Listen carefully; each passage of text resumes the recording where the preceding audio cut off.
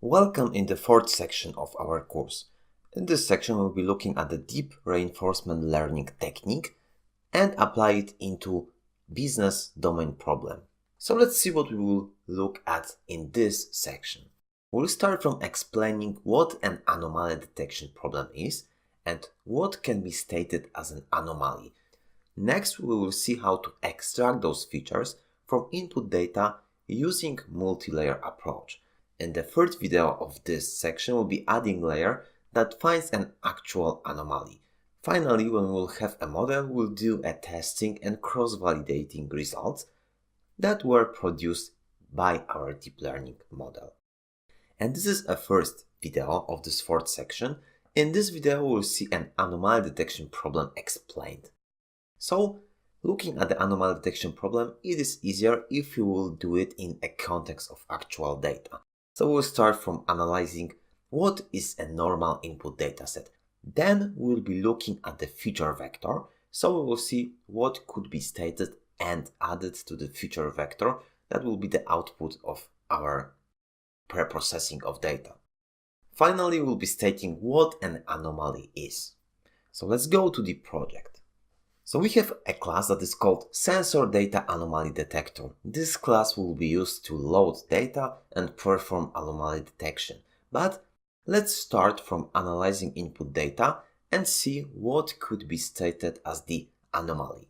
So we will load everything from the anomaly sensor data folder. Let's look into it. We can see that here we have two files. First is ads and second one is test. So ads dataset is an actual data that is used to train our model. So let's see what every sensor have.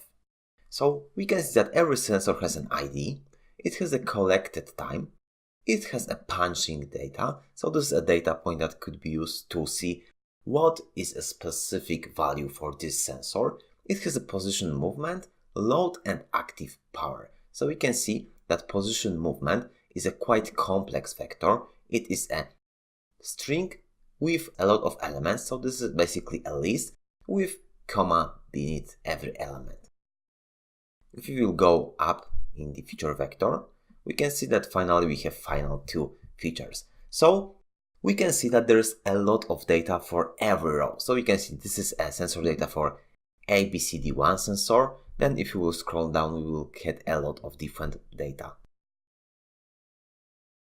We can see the date of sensor data is changing, also the values, and that's a huge vector of features.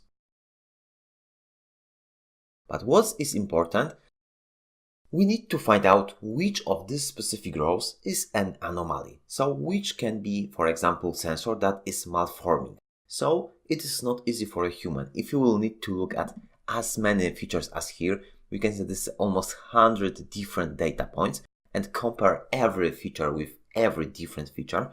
For human, it is almost impossible task to do. So we need to apply deep learning technique to extract actual feature data from this vector and to use deep learning model to give a meaning for every instance of the actual value. So it means that our deep learning network can, for example, assign that this specific value can have higher meaning for the uniqueness and anomaly detection than, for example, that one. But this will be done automatically, or we only need to configure deep learning neural network at the beginning. Then everything will be properly done.